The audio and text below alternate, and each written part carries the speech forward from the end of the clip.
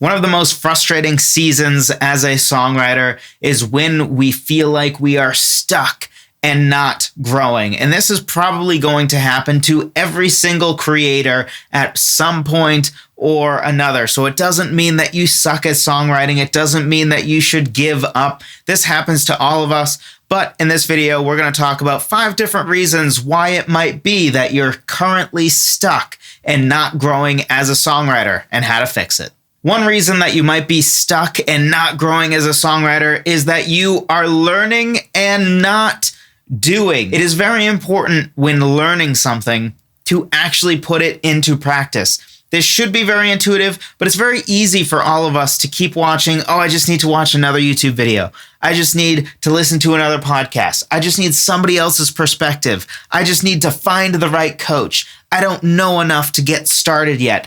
All of those things are lies that we tell ourselves. You, right now, know enough to start songwriting. Now, what I didn't say is that you should never learn anymore and that you should just stay the same and never watch another video on songwriting or never listen to another podcast. No, of course not. We all want to grow, and learning is an important part of growing as a songwriter. But ultimately, the most important part of growing as a songwriter is actually putting it into practice. And for the second reason that you might be stuck and not growing, it's actually kind of just the opposite of the first. It might be the case that you are not spending enough time with learning. Maybe this is the first YouTube video that you've watched in a while. Maybe you haven't really committed yourself to learn anything about poetry writing or music theory, and you kind of just are hoping to get better just by doing, which sure, that can work. And if you're going to choose learning just by doing versus learning just by learning, choose doing. But really, the best, most effective, most efficient way to learn is a good combination of both. Generally speaking, your methodology for getting better should basically be learn a little, implement it, then learn a little more, and then implement that. The reason this is important is if you learn too much, but then don't have time to put it into practice because you learned like 100 different things, but then by the time you maybe put the 10th into practice, you've already forgotten the other 90 that you learned. Now you didn't truly learn those 100 things, and a lot of that was a waste of your time. Instead, you would have been better off learning one thing, put it into practice until that becomes just second nature to you. Then learn another thing, and then you practice that and songwrite utilizing that new knowledge until that becomes second nature to you. And then on the other side, if you're not learning at all, well, then you're just kind of hoping to stumble upon different, better ways to write, or magically figure out music theory without actually learning it, or magically learn poetry without actually learning it, or how to tell stories without actually learning it. And generally, just to keep this really easy, if you're wondering, okay, I hear you. I hear that you're saying that I should learn a little and then do, and then learn a little and then do. But what specifically should I be learning? I would say, for the most part, most of your learning should be one of the big 3. One of those is going to be music theory and music composition. You need to understand basic music theory for music composition. And before you turn the video off, music theory is not the same as understanding how to read sheet music. It has nothing to do with each other. I have several videos and shorts about how they're not the same. People conflate them all the time. They're not even remotely similar. It's not the same thing. Theory is understanding how music works. It has nothing to do with music notation. In fact, even though I can read music, I would actually agree with people who say that knowing how to read music is fairly worthless as a songwriter. I actually agree with that. But music theory is easily the best, most efficient way to get way, way better at music composition, at writing good music. The second skill to learn more about is your instrument or instruments. So let's say you're a vocalist and a guitarist. Getting better at guitar and learning one more thing to add to your guitar toolbox, as well as one more thing to add to your vocal toolbox, is a great way to level up, because the less limited you are as an instrumentalist and as a singer, the less limited you are as a writer, because you can write more complex or more interesting or more cool music if you can play those things, if you can improvise those things. And then the last one is lyric writing or poetry, learning things like meter and rhyming and different types of rhyming. And most important is definitely meter, for the record. If you're going to choose just one thing, learn meter. So again, just learn some and then do. Learn a little bit and then do. The goal is that you are never learning something that then just sort of drops out of your mind because you never put it into practice. And to make it really practical, basically, if you ever watch one of my videos, don't watch another one of my videos until you put into practice what I talked about in that video. A third reason that you might be stuck and not growing as a songwriter is you start all your songs the exact same way. This is one of my favorite things to talk about because I'm very passionate about it, because I believe it makes a huge difference. But if you always start your songs by sitting with your guitar and coming up with a chord progression, that is going to ultimately be very limiting to you, and you're not going to grow as much as if you start writing songs from all different standpoints. If you start writing songs sometimes with the piano, or you start writing songs by actually writing a bass line first, or you could still grab your guitar but write a bass line with the guitar by just using the lowest 2 strings and writing a bass line that later would be played probably by the bass guitarist. Or you could do a simple finger picking pattern, which would have, of course, a very different feel than a strumming pattern, or use a different tuning you haven't used before. Something as simple as just utilizing drop D if you've never used it before can make a big difference in your writing. Or you could go next level and do like an open D tuning or an open C tuning, or you could even make your own custom tuning like Johnny Resnick of the Goo Goo Dolls likes to do. Another way to start a song would be to start with rhythm. Sometimes I like to start with a basic rhythm track that's just a kick and a snare, making a really basic rhythm, because frankly, I have a pretty difficult time with writing what I would consider catchy music. I lean towards more ballads and big melodies and emotional music. I don't so much gravitate towards tap your foot type music, but a great hack for me to be able to write catchy music is simply starting with the rhythm first, because then I have to lock into that catchy rhythm with the piano that I play or the bass that I play or the guitar that I play. And then of course you can start from a lyrical side. Something I really like doing is reverse engineering a song, or what I call reverse engineering a song, or reverse songwriting, which is really just the idea of coming up with a song title that you think, oh, a song with this title sounds like a cool song that I would want to listen to or that I would want to write. So now I'm going to reverse engineer. Okay, cool song title.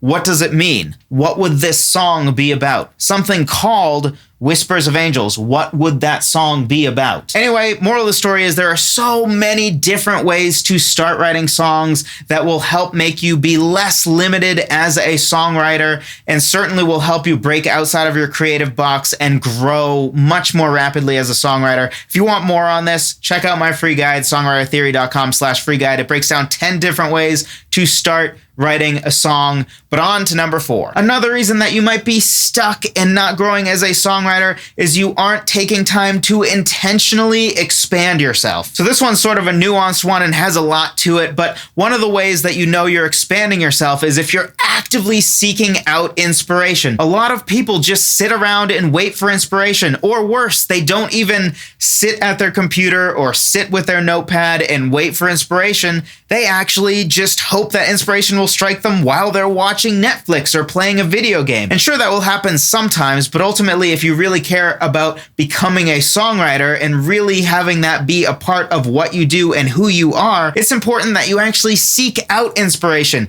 and you intentionally expand yourself. There are easy ways to do this that even can involve some level of consumption. Something I really like doing is just finding some Google images. I'll type in something like ocean art, and then I'll peruse through a whole bunch of different paintings, and then eventually I might stumble on one that I'm like, wow, that really moves me. I could write a song off of that. Or you could even look at like book titles. I was just looking at Libby because I just got a Kindle, which you don't care. I don't even know why I said that. But anyway, I was looking at Libby, looking through some things, and I saw some really cool book titles, especially in the science fiction section.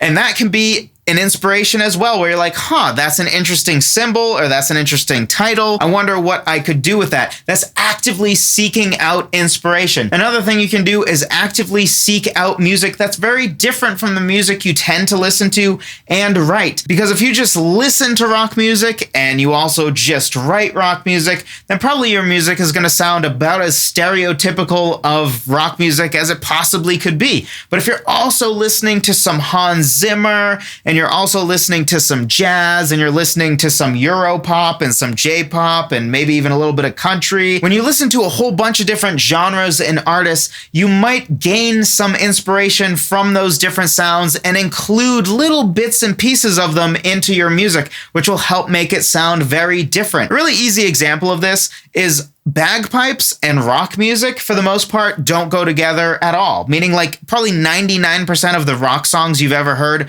don't have bagpipes in them. And yet bagpipes are probably in every Celtic song. You listen to a Celtic song and it has bagpipes, you're just like, yeah, that's par for the course. But actually, just by having some bagpipes in your rock song, it might be notably different. And like, that's kind of interesting. Even though really, there's nothing that interesting or different about bagpipes. It's a well-known instrument, but in the context of rock, it's actually very different. In the same way, some bands like Starset, I think a part of the reason they're really popular is they take elements of like Hans Zimmer type composers where they have a lot of synths, strings that is more traditional to hard rock music, and overall they're a hard rock band. But really what makes them stand out compared to all the other hard rock bands, I think, is really that combination of having that cinematic feel that's very Hans Zimmer inspired. That is what helps them stand out in a way that all the other ones simply don't. And also it's important to just try new things with your songs. If you always are strumming your guitar, actively being like, no, I'm gonna write a song that's based off of a finger picking pattern, or no,